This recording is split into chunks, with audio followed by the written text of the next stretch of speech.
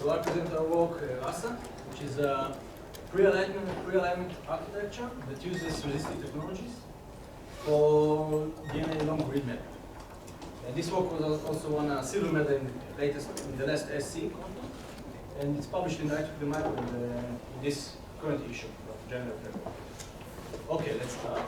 So we all know what's read mapping. Read mapping is the process of taking sequenced reads and finding their location on the sequenced genome. In case we have already an existing reference genomes, meaning previously sequenced, let's say human, then we can use this genome to perform our mapping, because the similarity between the sequenced genome and the reference genome are very high. So we can look at the read mapping as a process of taking the reads, which are many puzzle pieces, and finding the location on the big reference sequence, when the reference sequence is very similar to the sequence genome. And we all know this task, we will see in many talks today, that we all know this task takes a long time and can take several hours on a high-end machine. Okay, why do we need to accelerate bioinformatics? Okay, so we have one hard task, but we've seen that the cost of sequencing drops much faster than Moore's law, and the size of databases also increases, again, faster than Moore's law. And we know that when we sequence a genome, it's at least 20, 30x, can even reach 100x the coverage of the genome. So we have a lot of data which we need to process, and we want to process as fast as possible. That's the basic problem. And if we look at other fields which are much harder than the single genome, let's say metagenomics, the problem is even 10, 100x harder computational. Okay. So read mapping is the process of finding for each read its location on the reference sequence. When we say location, it's basically the best fitting location on the reference, or where it fits compared to the other reads. And with previous technologies, before the third generation, the first and second generation, the test was easier because the reads were accurate. They had less than 1% of error. They were fixed length, let's say between 100 and 600 bases. And many works already try to solve this problem, meaning that the problem is well studied, well known, and it doesn't change. It's not a moving target. As I said, we know the type of outputs these machines output.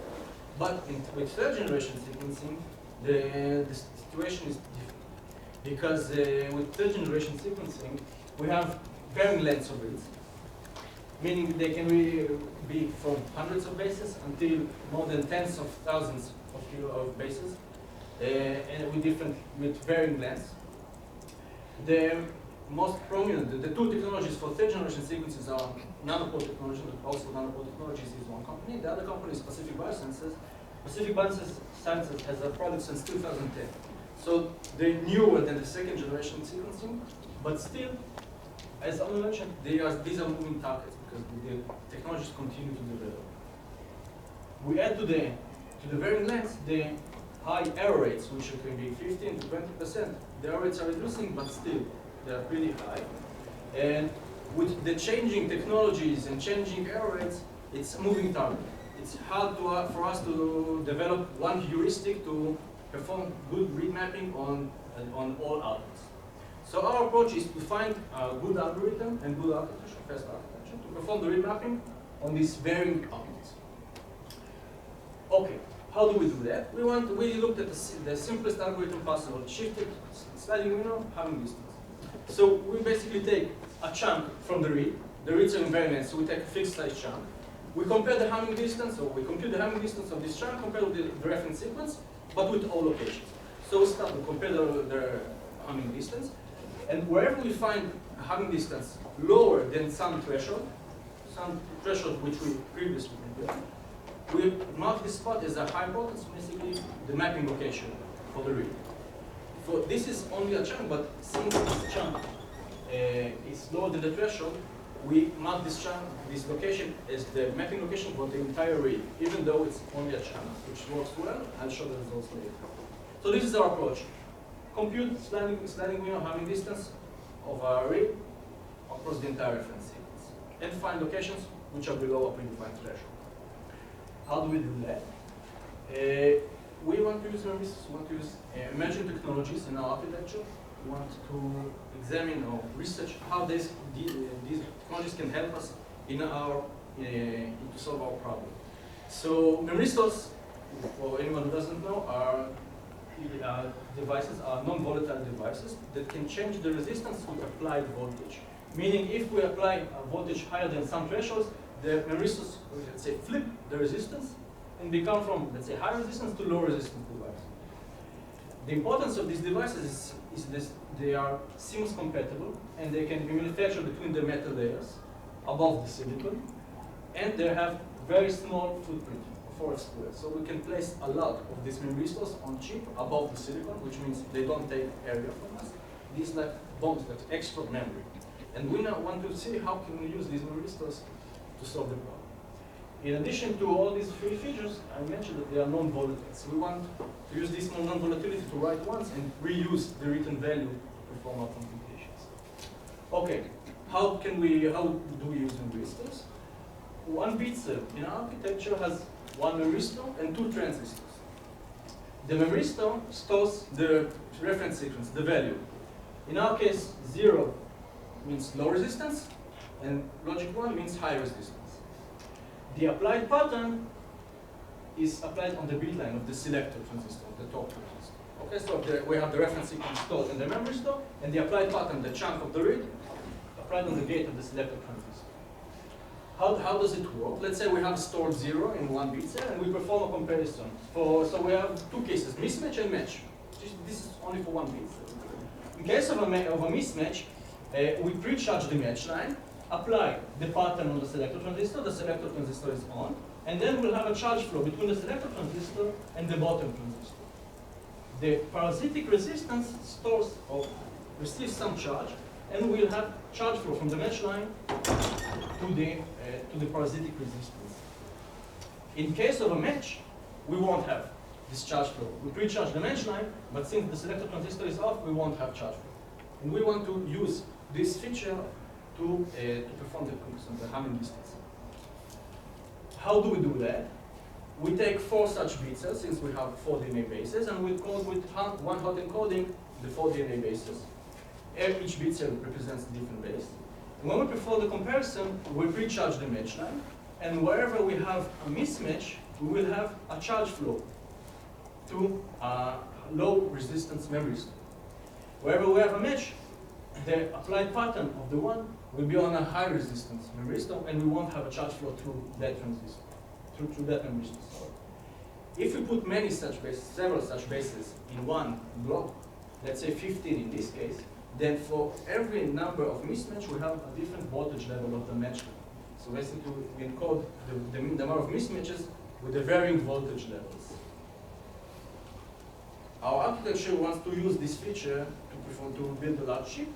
So we take one such block with 60 bit cells of 15 bases. The block has analog to digital converter, so it takes the match line, the voltage level, and performs produces a digital output, converts it to a digital form. One row has 16 such blocks, where the result of all blocks are added and compared to a predefined threshold. And we have many such rows in one chip. This is the basic architecture. And in case we need to perform a comparison where the chunk exists on several rows, we need the results, the mismatch score from several rows, we do it with we connect the rows from the top row to one to bottom to get the mismatch score from the top row to the bottom. And in kind of a systolic array of one cycle systolic array of several cycles. How does it work? How does the comparison work in our architecture? We take a chunk from the read, let's say 200 bases, and we apply this chunk on the chip. We have 3 stages to a comparison. The first perform the comparison, meaning we give the charge time to flow. Then we sum the mismatches after they pass the analog to digital converter, and we compare to the threshold of the scope. If we have scope below the threshold, then we found a mapping location. So on the left we have the algorithmic view of how what the performance is made. So now we look at one cycle of the comparison. So we take a chunk and perform the comparison in multiple locations of the reference sequence. In the architecture, it looks like this. We take the 200 base per chunk, we apply it as a key pattern on all the rows. Here we have a close-up of 3 rows. We apply the pattern, we give the charge time to flow. We compute the mismatch, we add the mismatch score after they pass the analog to digital converter. And then we compare them to the threshold. Wherever we have a below threshold comparison, that's a mapping location. The width of the rows is 240 base pairs. This is our design choice, simple design choice. This is for one cycle. This is when the chunk can fit inside of a whole row. But whenever a chunk needs to fit in 2 rows, let's say it's split, then we have a 2-cycle comparison. On the left, we look like this. So let's say we look at cycle 140, and we have one chunk, but we now compare only part of the chunk. On the chip, it looks like this. We take the chunk, we shifted it after several cycles, and then we apply the pattern. We apply only one piece of the chunk on several rows. So we first use the first part of the chunk. We perform the comparison on several rows. Here we have a close-up of 3 rows. We perform the comparison, sum the mismatches, and we don't compute the threshold yet. Now, on the next cycle, we do the comparison on the second part of the chunk. So now we do the comparison on the second part of the chunk, and we want to use the mismatch score from the previous cycle. We now perform the comparison, take the scores from the previous cycle, add them together, and compare the threshold. Wherever we have a below threshold score, this is the mapping notation. And this, of course, can be extended to much longer chunks, but 100 and 200 bases per chunks are good enough. This is from what we've seen. 300 bases, it's already harder to find good mapping location, high sensitivity and high accuracy. So we synthesize the full chip with 28 nanometer technology. Our design choice is to put 240 bases in one row, or 960 bit cells. A whole chip has 31 mega base pairs. It can operate in 1 gigahertz frequency. The maximum chip power is 235 watts. So meaning all blocks and all rows work together to perform a comparison. This is 235 watts. Usually when we perform a comparison, let's say for 200 bases, we do a standing window, so about half of them, 50% of all the maximum power is what's nominal power. And the chip area is around 200 millimeters square. We perform the evaluations in 2 levels. First evaluation was comparison with a read mapping tool. This is a state-of-art with Minimap tool, comparison with Minimap tool. It's a state-of-art 3rd generation Minimap read mapping tool. This is basically the fastest tool you can get for 3rd generation reads, mapping with 3rd generation reads. We compared our architecture, our performance of our architecture with the pre-alignment step of this tool, meaning both this tool and our architecture perform the exact same operation. We perform the comparison with 2 measures. One is sensitivity, how many of the reads we found, how many of the mapping locations we found. And the second thing we looked at is the false positives, meaning how many of the locations our architecture outputted are really good mapping locations, and how much junk location it produces. So we perform the comparisons on two reference sequences, on E. coli and yeast genome, and for all the technology, Pacific Biosciences and Oxford Nanopore Technologies, also for CCS reads, which is high accuracy reads from PacBio. We see that sensitivity measures are relatively high. We find, the RASSA finds most of the locations with very low number of false positive. And the speed up is between 1 and 2 orders of magnitude. I just remind you that this tool uses multi-threading, and it uses approximation techniques, meaning it reduces the dataset size, and it uses SIMD extension. So this is the state of art, the fastest tool you can find to perform the read mapping of 3rd generation sequence. Another comparison we made, it's with an FPGA, with Gatekeeper, which Arno presented. The comparison we made, since the algorithms are different, Gatekeeper performs a different task than architecture, than RASSA, but the output or the goals are the same, to evaluate mapping locations. So we compare the number of evaluated mapping locations per second of Gatekeeper and our architecture, and perform the comparison. We also, of course, normalized the frequency to the FPGA's frequency, and we found more than 2 orders of magnitude higher throughput of evaluating mapping locations of architecture compared to the FPGA. Now, there's one question that says, okay, here we have 2 orders of magnitude, and here we have more than 2 orders of magnitude.